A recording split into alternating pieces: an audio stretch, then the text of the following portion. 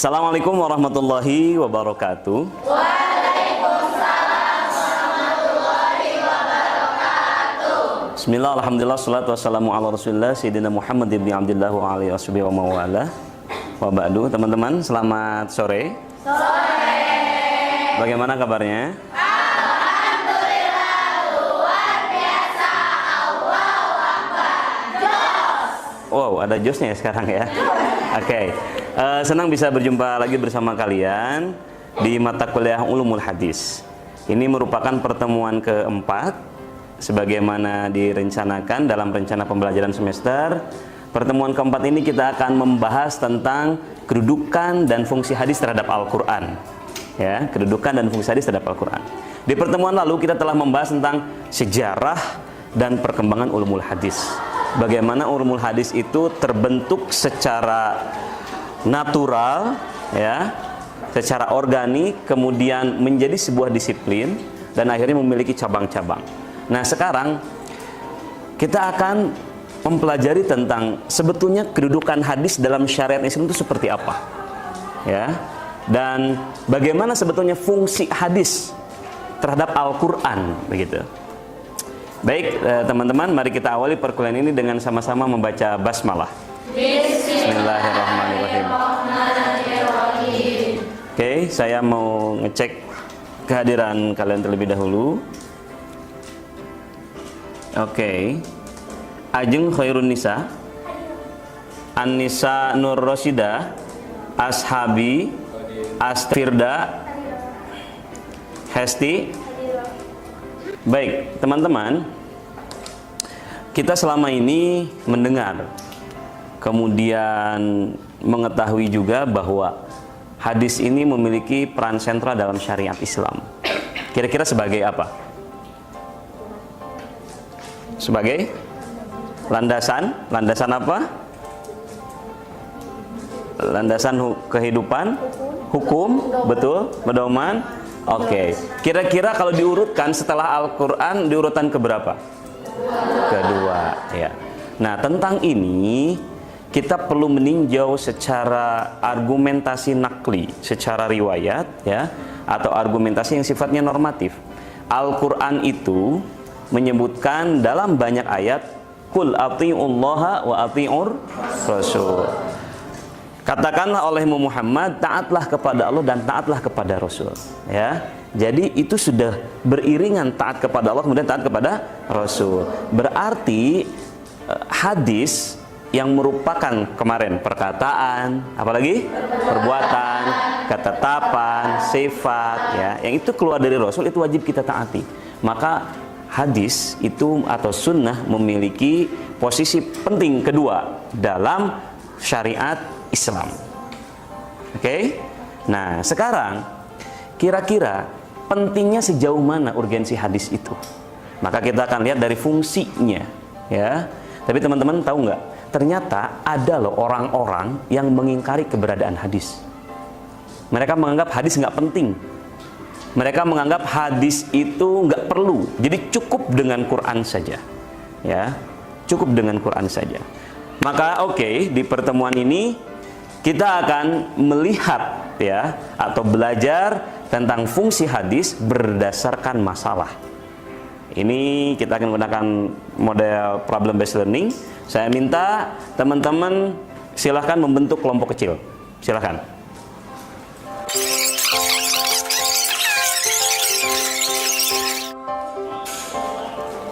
Silahkan.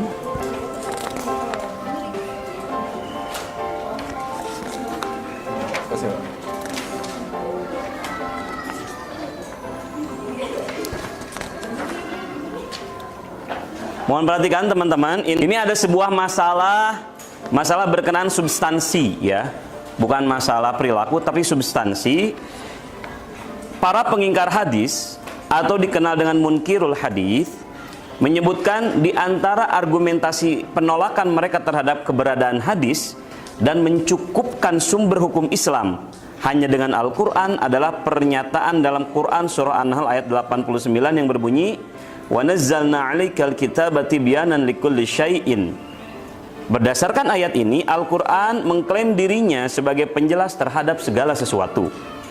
Jika demikian, ini seperti logis ya, alasan dari munkirul hadis ini. Karena Quran sendiri mengklaim dirinya, Allah menurunkan kitab itu sebagai penjelas terhadap segala sesuatu. Ya, ini kan problem. Problemnya itu, kalau begitu buat apa dong hadis? Betul ya? Oke, nah maka apakah fungsi keberadaan hadis? Silakan teman-teman pecahkan, gunakan sumber yang ada. Silakan dan berikan, kalau misalkan memang hadis memiliki fungsi terhadap Al-Quran, berikan contohnya. Ya, oke, saya berikan waktu 15 menit. Setelah itu nanti teman-teman dapat presentasi perwakilan dari masing-masing kelompok kecilnya. Silakan.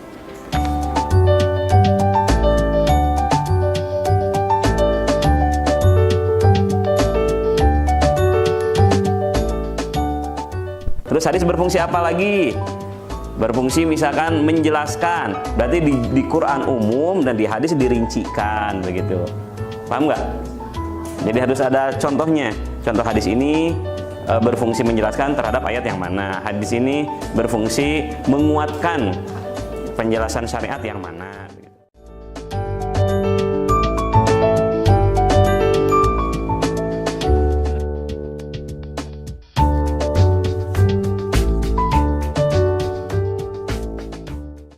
Oke, baik teman-teman, waktunya cukup untuk menyelesaikan problem yang telah tadi saya berikan secara kelompok kecil.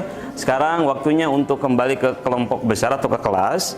Silahkan teman-teman untuk memberikan jawaban atau solusi atas permasalahan tadi melalui perwakilan. Ya, perwakilannya boleh 1, 2, atau 3 orang. Silahkan presentasi di depan. Yang telah kalian diskusikan, solusinya seperti apa atau jawabannya seperti apa, silahkan disampaikan. Kelompok 1 sudah siap? Kelompok 2? Silahkan, kelompok 2 lebih dulu. Give applause untuk kelompok 2. Menurut kelompok kami, fungsi hadis terhadap Al-Quran: 1. Membentuk hukum yang tidak terdapat pada Al-Quran atau sudah ada tetapi khusus pada masalah hukum. Yang kedua, memberikan tafsiran dan rincian terhadap hal-hal yang sudah dibicarakan Al-Quran. Yang ketiga, menetapkan dan memperkuat apa yang telah ditetapkan Al-Quran. Contohnya seperti perihal sholat dalam Al-Quran yang ada pada surah Al-Baqarah ayat 110. Kemudian Nabi SAW menjelaskan terkait tentang sholat, tentang waktunya, tata caranya, bacaannya, apa saja yang dilarangnya, dan lain sebagainya. Demikian pula beliau menetapkan status hukumnya tetap dari ayat Al-Quran tersebut. Oke, cukup. Give applause untuk kelompok kedua. Silakan kembali. Silakan kelompok berikutnya, ada yang mau menyampaikan hasil diskusinya? Yuk, silakan. Kami dari kelompok 3. Kedengeran nggak suaranya? Lebih keras ya. Dipertegas dong. Dari yang kita tahu, hadis ini adalah sebagai salah satu sumber hukum kedua dalam agama Islam. Tentu bukan tanpa alasan. Tidak ada seorang umat Islam pun yang seharusnya berani mempertanyakan sifat dan tingkah laku Nabi SAW pada masa hidupnya. Hadis menjelaskan ayat-ayat Al-Quran yang bersifat umum dan menspesifikasikannya. Sebagai misal, dalam Al-Quran Allah SWT memerintahkan agar hambanya untuk salat. Namun, belum dijelaskan salat apa dan bagaimana cara melakukan salat tersebut. Kewajiban salat lima waktu dalam tata cara salat itu dijelaskan dalam hadis-hadis Rasulullah SAW. Salah satunya adalah sebagai itu: salatlah kalian sebagaimana kalian melihat aku salat. Ya, jadi ada beberapa fungsi hadis terhadap Al-Quran. Ya, saya coba ulas dan tegaskan. Fungsi hadis terhadap Al-Quran itu yang utama. Ini teman-teman, kita perlu tahu bahwa fungsi hadis terhadap Al-Quran itu yang utama adalah al-bayan. Ya, al-bayan. Apa arti al-bayan? Penjelas.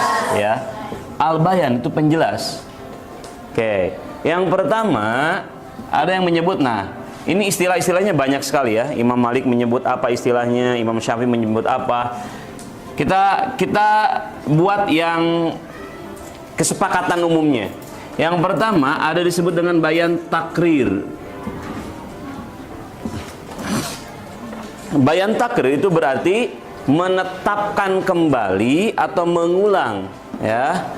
Menetapkan atau mengulang apa yang telah disebutkan oleh Al-Qur'an. Quran itu menyebutkan dalam Al-Qur'an surah Al-Baqarah ayat 185. Faman syahida minkumus syahra falyasumhu. Barang siapa yang menyaksikan bulan, maka ia wajib berpuasa. Tafsirul mujmal itu merincikan yang sifatnya global, teman-teman. Ayat yang mengatakan bahwa tentang manasik haji ya, tentang manasik haji itu bunyi ayatnya ada yang tahu? Ya, bunyi ayatnya wa atimul hajja wal umrata lillah. Sempurnakanlah haji dan umrohmu karena Allah. Nah, dirincikan oleh hadis seperti apa pelaksanaan haji dan umroh. Kata Nabi, khudhu anni manasikakum. Ambillah dariku manasik kalian. Dirincikan harus seperti apa tawafnya, berapa putaran dan seterusnya. Itu melalui hadis yang berfungsi sebagai tafsilul mujmal. Berikutnya ada tabyinul mushtarak. Tabyinul mushtarak. Mushtarak. Menjelaskan yang sifatnya memiliki makna ganda, ya. Baik, teman-teman, terima kasih. Tadi kita sudah sama-sama mencoba memecahkan masalah tentang problem substantif argumentasi orang-orang yang mengingkari hadis, keberadaannya atau fungsinya terhadap Al-Quran. Kita tadi telah membuktikan banyak hal bahwa memang hadis itu sangat berfungsi besar terhadap Al-Quran. Ya, tadi secara normatif juga disampaikan atiullah wa atiur rasul, kemudian wa ma atakumur rasulu fakhudhuhu wa ma nahakum anhu fantahu. Dalam Al-Quran dikatakan apa yang didatangkan oleh Rasul kepada kalian, fakhudhuhu, maka kalian harus mengambilnya, melaksanakannya. Dan apa yang dilarang oleh Rasul, fantahu, maka hindarilah.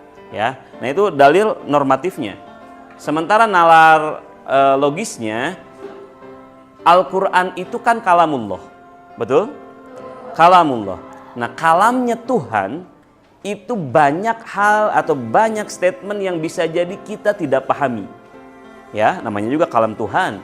Kalau semua kalam Tuhan bisa dipahami secara mudah, apa bedanya kalam Tuhan dengan kalam manusia? Betul ya? Nah, maka untuk itu kita butuh penjelasan atas kalam Tuhan ini. Dan penjelasannya melalui hadis, melalui utusannya. Ya, oke. Nah, buktinya apa kita butuh? Walaupun tadi Quran mengatakan yang menjadi argumentasi orang-orang pengingkar hadis, wa nazzalna 'alaikal kitaba tibyanan likulli syai'in, kami menurunkan Al-Qur'an sebagai penjelas atas segala sesuatu. Terus Quran juga mengatakan ma farratna fil kitabi min syai', kami tidak melewatkan satu pun dari Al-Qur'an. Artinya semua telah terbahas dalam Al-Qur'an dan Al-Qur'an sendiri penjelas terhadap segala sesuatu. Ya betul, Al-Qur'an tidak melewatkan sesuatu pun karena Al-Qur'an hadir ya sebagai apa? Kitab terakhir penyempurna di agama terakhir. Maka setelah sempurna semuanya, termasuk pembahasan-pembahasan di dalamnya. Hanya saja pembahasan di dalamnya banyak yang masih bersifat mujmal, masih banyak yang bersifat global. Maka dari itu dibutuhkan hadis yang berfungsi pertama sebagai takrir atau penegasan kembali yang telah disampaikan oleh Quran, kemudian sebagai penjelas atau tafsir. Tafsirnya bisa tabyinul mushtarak, bisa tafsilul mujmal, bisa takhsisul am, atau juga bisa taqyidul mutlaq. Yang terakhir fungsinya adalah tabdil, bayan tabdil. Bayan tabdil itu adalah fungsi hadis menggantikan ketentuan yang ada dalam Al-Quran. Atau ada yang menyebut juga bayan tasyri atau bayan nasikh. Ya. Oke, teman-teman dapat dipahami semuanya? Oke, ada yang ditanyakan? Baik. Kita akan berjumpa lagi di pertemuan berikutnya dengan pembahasan tentang macam-macam hadis berdasarkan bentuk, kuantitas rawi dan kualitas periwayatnya. Demikian yang bisa saya sampaikan. Terima kasih banyak. Assalamualaikum warahmatullahi wabarakatuh.